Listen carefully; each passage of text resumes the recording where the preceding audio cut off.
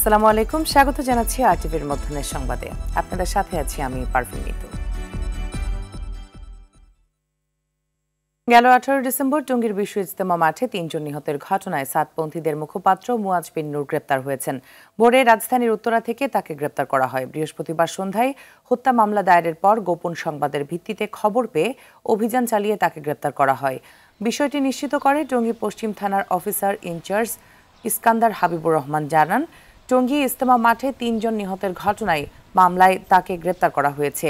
এর আগে বৃহস্পতিবার সন্ধ্যায় এই ঘটনায় মাওলানা সাদের 29 অনুসারীর নাম উল্লেখ সহ অজ্ঞাত আরও কয়েকশো জনকে আসামি করে টঙ্গী পশ্চিম থানায় মামলা হয়।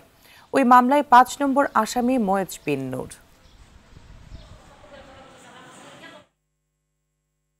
নিত্যপণ্যের বাজারে ঊর্ধ্বমুখীতে ভোক্তা সাধারণের নাভিশ্বাসের মধ্যে নতুন করে বেড়েছে মুরগি ও চালের দাম। সপ্তাহের ব্যবধানে রাজধানীতে ব্রয়লার ও সোনালী মুরগির দাম কেজিতে 20 থেকে 30 টাকা পর্যন্ত বেড়েছে। দেশে আমনের ভরা মৌসুমে পাইকারিতে বেড়েছে চালের দামও। গত 2 সপ্তাহে বস্তা প্রতি 200 থেকে 250 টাকা বেড়েছে। তবে বাজারে কমতে শুরু করেছে পেঁয়াজ ও আলুর দাম। 2 সপ্তাহের ব্যবধানে প্রতি কেজি পেঁয়াজে 20 থেকে আলুতে 10 টাকা দাম কমেছে। অন্যদিকে খুচরা দোকানে বোতলের সয়াবিন তেলের সরবরাহ বাড়লেও পরিস্থিতি পুরোপুরি স্বাভাবিক হয়নি। এক সপ্তাহ আগে গেছিল আপনাকে সোনালী কক 280 থেকে 300 টাকা, ব্রয়লার ছিল 170-80 টাকা। এই সপ্তাহে সেই মুরগি আসছে এখন ব্রয়লার 220 টাকা, আর সোনালী হচ্ছে আপনাকে 330-350। সব চালে 3-4 টাকা করে বাড়ছে। তো মিনিকেট আগে আমরা 70 বিক্রি করতাম, এখন সেই চাল 75 বিক্রি করা যায় না। এই দেশে আসলে মৌসুম টসুম কিছু বুঝি না, কিন্তু যতদিন পর্যন্ত বড় বড় কোম্পানির কাছ থেকে চালগুলো না সরাতে পারবো ততদিন চাল নিয়ন্ত্রণ আনতে পারবে না। গরিব মানুষদের সমস্যা হচ্ছে বেশিরভাগ, বড় লোকদের তো না। বড় লোকদের তো টাকা পয়সা প্রচুর আছে, কিন্তু গরিব মানুষের এই সমস্যা।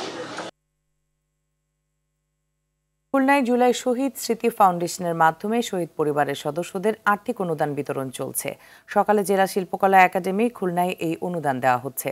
খুলনা বিভাগে মোট 74 জন শহীদের মাঝে 58 জনকে 5 লাখ টাকার চেক করে প্রদান করা হচ্ছে। অনুষ্ঠানে জুলাই শহীদ স্মৃতি ফাউন্ডেশন সাধারণ সম্পাদক সার্জিস আলম উপস্থিত রয়েছেন।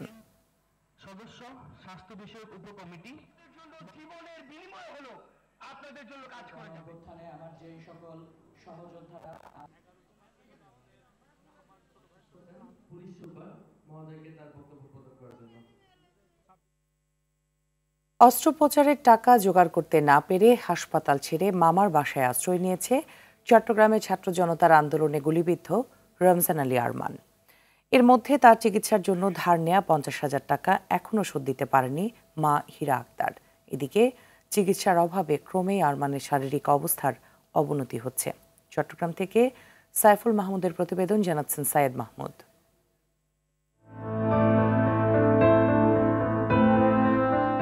খুঁড়িয়ে খুঁড়িয়ে হাঁটতে পারলেও কারো সাথে খুব একটা কথা বলে না আরমান। জুলাইয়ের সেই দুঃসহ স্মৃতি এখনও তাড়া করে ফেরে হাফিজিয়া মাদ্রাসার এই শিক্ষার্থীকে। পরিবার জানায়, ছাত্র জনতার আন্দোলন চলাকালে চট্টগ্রামের বহদ্দার হাটে গেল 18 জুলাই সন্ধ্যায় 3টি গুলি এসে লাগে আরমানের শরীরে। গুলিতে তার নাড়ি ভুঁড়ি ছিঁড়ে যায়। এরপর তাকে চট্টগ্রাম মেডিকেল কলেজ হাসপাতালে ভর্তি করা হয়। কিন্তু দরিদ্র রিকশা চালক বাবা আর বাক প্রতিবন্ধী বড় ভাই আর কোনোভাবেই চিকিৎসার খরচ চালিয়ে নিতে পারছিলেন না। আরমানের চিকিৎসার জন্য তার পোশাক শ্রমিক মা যে 50,000 টাকা ধার নিয়েছিলেন সেটাও এখনও শোধ দিতে পারেননি।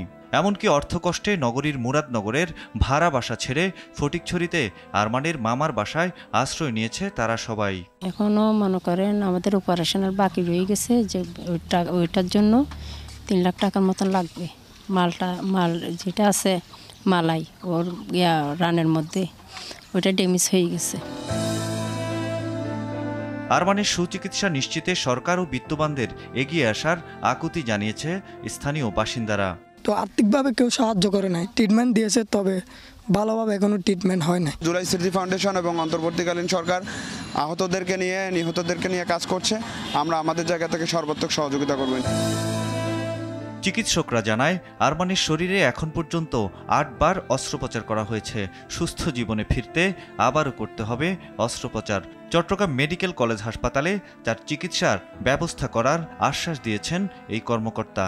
খুবই দ্রুত আমরা তাকে চিটাং মেডিকেলে ভর্তি করাবো। একটা অর্থোপেডিক একটা বোর্ড হবে, ওখানে একটা অপারেশন করতে হবে অ্যাজ আর্লি এজ পসিবল। আমরা এটা এই সপ্তাহের ভিতরে করার জন্য অর্থাৎ উপজেলা স্বাস্থ্য কর্মকর্তা ওনাকে আমরা অনুরোধ জানাইছি। সৈয়দ মাহমুদ, RTV। ক্ষমতা গ্রহণের পর থেকেই পলিথিন ব্যাগ নিষিদ্ধের বিষয়ে বেশ সোচ্চার অন্তর্বর্তী সরকার। তবে অক্টোবরে সুপার শপ এবং নভেম্বর থেকে বাজারে পলিথিন ব্যাগ নিষিদ্ধ হওয়ার কথা থাকলেও বাস্তবে সেটা সম্ভব হয়নি।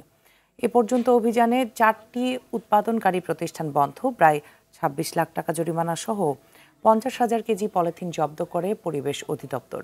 খুচরা বিক্রেতাদের দাবি, পলিথিন বন্ধ করতে হলে উৎপাদন পর্যায় থেকেই ব্যবস্থা নিতে হবে। তবে উৎপাদনকারী প্রতিষ্ঠানের বিরুদ্ধে কঠোর হতে পারছে না সরকার।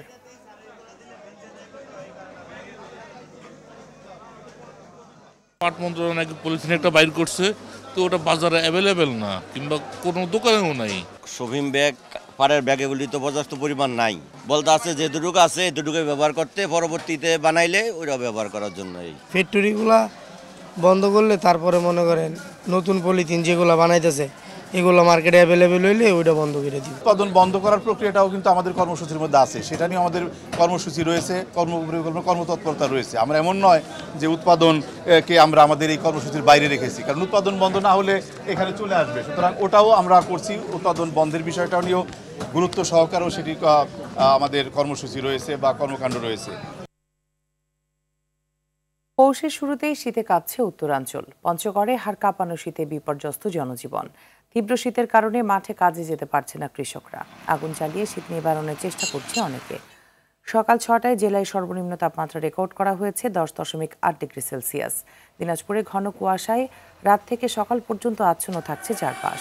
শীতজনিত রোগে হাসপাতালে বাড়ছে রোগীর সংখ্যা। চুয়াডাঙ্গায় মৃদু শৈত্যপ্রবাহের পর গেল কয়েক দিনের তুলনায় তাপমাত্রা কিছুটা বাড়লেও কমেনি শীতের তীব্রতা। জেলায় সর্বনিম্ন তাপমাত্রা রেকর্ড করা হয়েছে 12.3 ডিগ্রি সেলসিয়াস। সিলিতে তাপমাত্রা বাড়লেও হিমেল বাতাসের কারণে কমেনি দুর্ভোগ।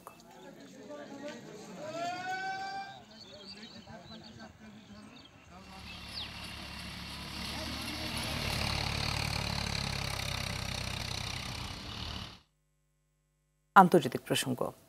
নাইজেরিয়া ক্রিসমাস ফানফেয়ারে পদদলিত হয়ে 35 শিশু প্রাণ হারিয়েছে, আহত হয়েছে আরও 6 জন।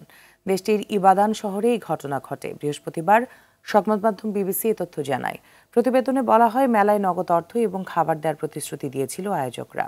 তবে এত বেশি ভিড় হয়েছিল যে মেলায় ঢুকতে হুড়োহুড়ি করার কারণে এই দুর্ঘটনা ঘটে। স্থানীয় বাসিন্দারা জানিয়েছেন, অনুষ্ঠান স্থলে 5,000-এর বেশি শিশু জড়ো হয়েছিল এবং প্রধান আয়োজকরা অনুষ্ঠান শুরু করার সময় দুর্ঘটনা ঘটে। এই দুর্ঘটনার সঙ্গে জড়িত সন্দেহে প্রধান সংগঠক সহ 8 জনকে গ্রেপ্তার করেছে পুলিশ।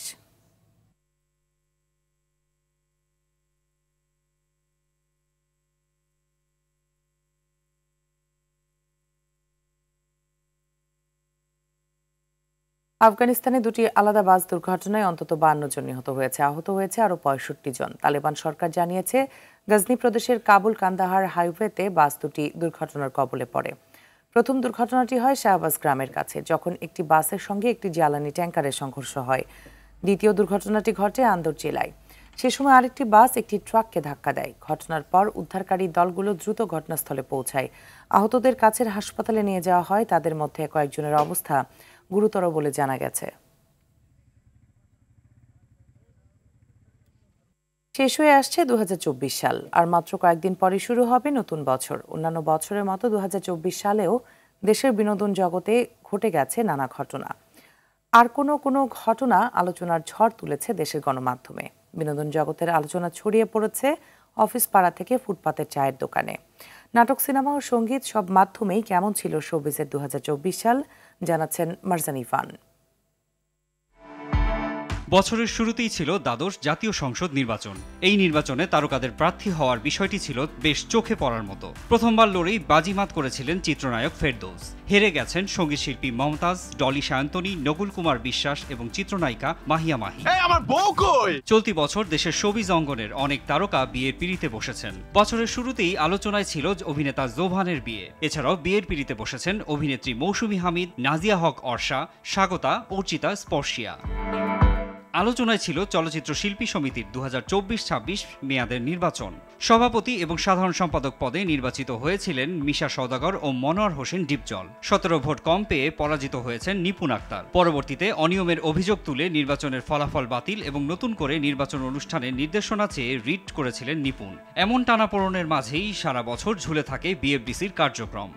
ডিপজলের পদের উপর স্থগিতাদেশ প্রদান করেছেন। কোটা আন্দোলন নিয়ে যখন সারা দেশ উত্তাল, তখন শিক্ষার্থীদের দাবির সঙ্গে একাত্মতা প্রকাশ করেছিলেন শোবিজের এক ঝাঁক তারকাও। তবে বিক্ষোভ ও সমাবেশে স্বতঃস্ফূর্তভাবে সশরীরে অংশ নিতে দেখা গেছে বাঁধন, সিয়াম আহমেদ, মোশাররফ করিম, মিথিলা, সুনেরার মতো তারকা শিল্পীদের। 5 আগস্ট আওয়ামী লীগ সরকার পতনের পর গা ঢাকা দেন সরকারের সঙ্গে সংশ্লিষ্ট সব শোবিজ তারকারা। খোঁজ মেলেনি জনপ্রিয় তারকা ও সাবেক সংসদ সদস্য ফেরদৌসের। আত্মগোপনে আছেন রিয়াজ, নিপুণ। হামলার শিকার হয়েছেন রোকেয়া প্রাচী। গ্রেপ্তার হয়েছেন অভিনেত্রী শমী কায়সার ও আসাদুজ্জামান নূর। বিদেশে পালিয়ে আছেন ডিগবাজি খ্যাত অভিনেতা জায়েদ খান। অন্তর্বর্তীকালীন সরকারের উপদেষ্টা হিসেবে পরিচালক মোস্তফা সরোয়ার ফারুকীর শপথ গ্রহণ ছিল বছরের সেরা আকর্ষণ। ছাত্র জনতার অভ্যুত্থানের শুরু থেকেই এই আন্দোলনের সঙ্গে সরব ছিলেন ফারুকী। তবে তার এই দায়িত্ব গ্রহণকে এক শ্রেণীর মানুষ আর চোখে দেখছেন। হচ্ছে নানান সমালোচনা।